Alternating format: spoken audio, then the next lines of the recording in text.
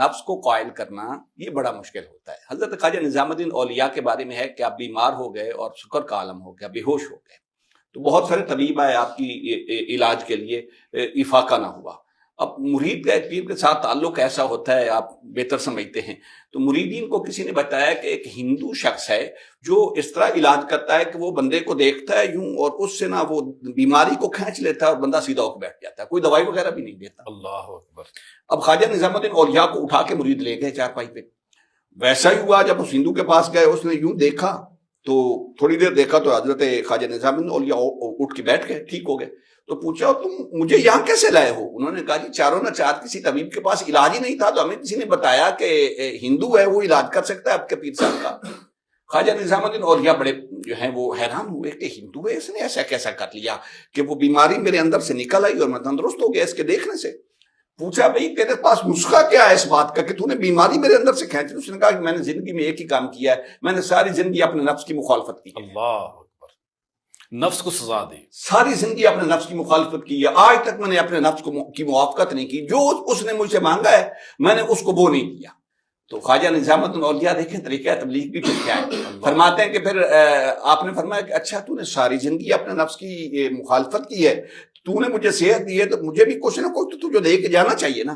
تو آپ نے فرمایا اگر میں تجھے کوئی بات کہوں اور اگر تیرا نفس اس کی مخالفت کرے تو کیا تو نفس کی مانے گا یا نفس کی مخالفت کرے گا؟ اس نے کہا یہ لازمی بات ہے, نفس کی مخالفت کروں گا, میری تو ساری زندگی اسی پریکٹس پہ گزری ہے. فرمایا اگر میں تجھے کہوں کہ تو کلمہ پڑھ لے تو بتا تیرا نفس تجھے کیا جواب دے گا؟ اس نے کہا ظاہر ہے میرا نفس تو میری مخالفت کرے گا. فرمایا پھر آج بھی اپنا ریکارڈ خراب نہ کر اور نفس کی مخالفت کر کے کلمہ پڑھ لے. سبحان اللہ. نفس پہ کنٹرول جو ہوتا ہے یہ بڑی چیز ہے. حدیث پاک, ایک حدیث پاک کی طرف آ رہا ہوں. حضرت حارثہ بن مالک رضی اللہ تعالیٰ عنہ آپ فرماتے ہیں کہ ایک دفعہ آقا دو جہاں صلی اللہ علیہ وسلم مر ربی رسول اللہ صلی اللہ علیہ وسلم, ایک دفعہ آقا علیہ الصلوۃ والسلام میرے قریب سے گزرے تو مجھ سے ایک بات پوچھی. دیکھیے احتساب بھی اس میں ہے.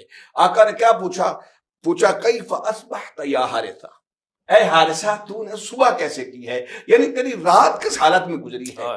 تو حضرت حارثہ رضی اللہ تعالیٰ, ہم اپنا احتساب نہیں نہ کرتے قبلہ, یہی تو بات ہے. حضرت حارثہ رضی اللہ تعالیٰ انہوں نے جواب دیا اصبحت مؤمنا حقا, یا رسول اللہ صلی اللہ علیہ وسلم میں نے ساری رات اس حال میں گزاری ہے کہ میں نے صبح ایمان کی حقیقت کو میں نے پا لیا ہے, مومن حقانی کی صورت میں میں نے صبح کی ہے.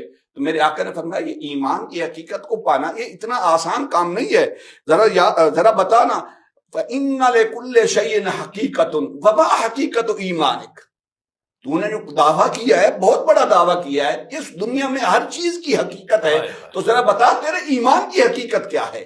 اس نے کہا جی میں نے جب سے یہ 2 کام کیے ہیں, 3 کام بلکہ کیے ہیں, تو میں نے جو ہے اپنی ایمان کی حقیقت کو پا لیا. کون سا؟ عرض کرنے لگے ازفت نفسی عن الدنیا, میں نے پہلا کام یہ کیا ہے کہ میں نے اپنے نفس کو دنیا سے چھڑا لیا ہے. دنیا میں رہتا ہوں, دنیا کے کام کاج بھی کرتا ہوں, اہل و عیال کے لیے کماتا بھی ہوں, مگر میں نے اپنے نفس کو دنیا میں نہیں لگنے دیا. روح جو ہے اس کو ہمیشہ بالیدہ رکھا ہے. دوسری بات فرمایا اسحار تو لیلی و ازمات نہاری, تیسری بات کہنے لگے کہ میں راتوں کو ہمیشہ پیاسا رہتا ہوں, راتوں کو ہمیشہ بیدار رہتا ہوں اور دن کو پیاسا رہتا ہوں. اب یہ بات سمجھنے والی تھی, آپ ساری رات بیدار رہیں قبلہ, سردیوں کی رات ہو تو رات کو پیاس ضرور لگتی ہے, مگر ان کا کہنا کہ بیدار رات کو رہتا ہوں پیاس دن کو لگتی ہے, یہ بڑی عجیب بات تھی, سمجھنے والی بات تھی. وہ کہنے لگے کہ ساری رات تو میں اللہ رب العزت کی بارگاہ میں حاضر ہوتا ہوں, کبھی قیام کرتا ہوں, کبھی سجود کرتا ہوں, ساری رات گڑ گڑاتے اور اسے مناتے گزر جاتی ہے. جب صبح ہوتی ہے نا, رات تو رب کے ساتھ تنہائی ہوتی ہے, صبح پھر ہجوم ہو جاتا ہے, لوگوں کے کام کاج آنا جانا, تو وہ رات والی پیاس پھر مجھے رہتی ہے سارا دن, فجر سے لے کر غروب تک, کہ کب شام کے سائے ڈلتے ہیں, پھر رب ذوالجلال سے ملاقات ہوتی ہے اور پھر وہ وقت تنہائی کا آتا ہے. حدیث میں ختم کر لوں.